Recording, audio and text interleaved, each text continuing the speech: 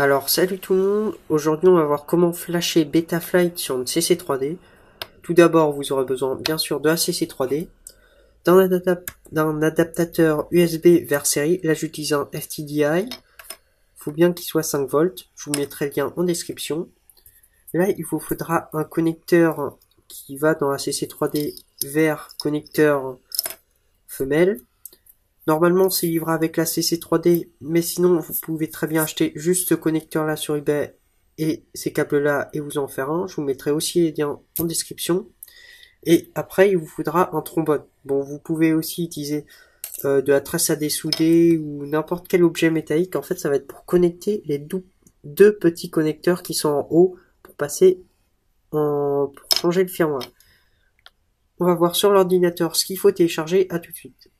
Alors tout d'abord, il vous faudra le driver pour la CC3D. Vu qu'on va utiliser la liaison série, il vous faudra ce driver-là, le STM32. Je vous mettrai le lien en description. Donc vous le téléchargez et vous l'installez.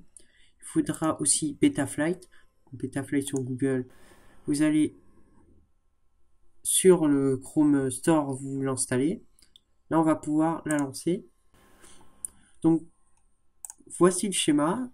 Je vous laisse quelques instants l'image pour que vous voyez.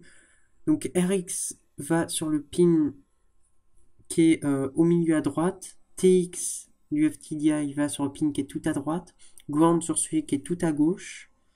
Et le plus, il ira sur VCC, mais il ne faut pas le connecter tout de suite. Tout ça sur le port qui s'appelle Main Port.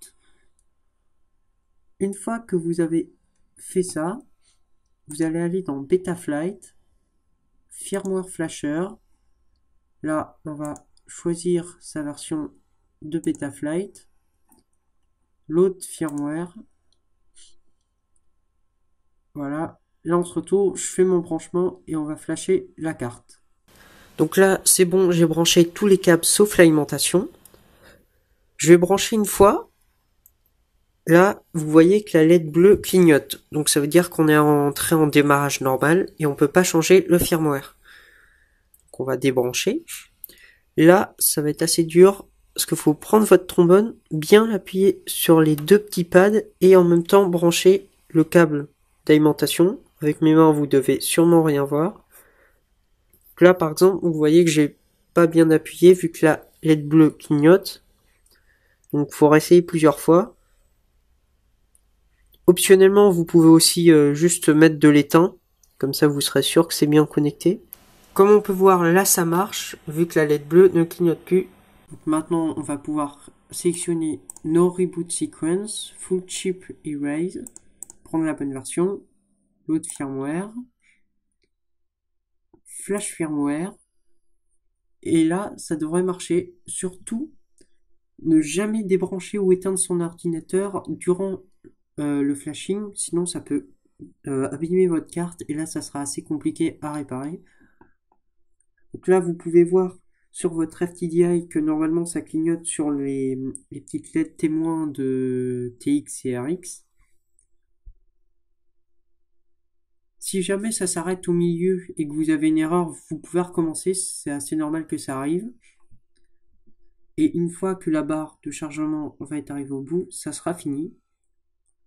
Ça a été plutôt facile. Si jamais vous avez d'autres idées de vidéos, vous pouvez les proposer en commentaire. Là, programming successful. Donc là, c'est bon, ça a fonctionné. En tout cas, j'espère que vous avez apprécié la vidéo et trouvé ça utile surtout. À la prochaine!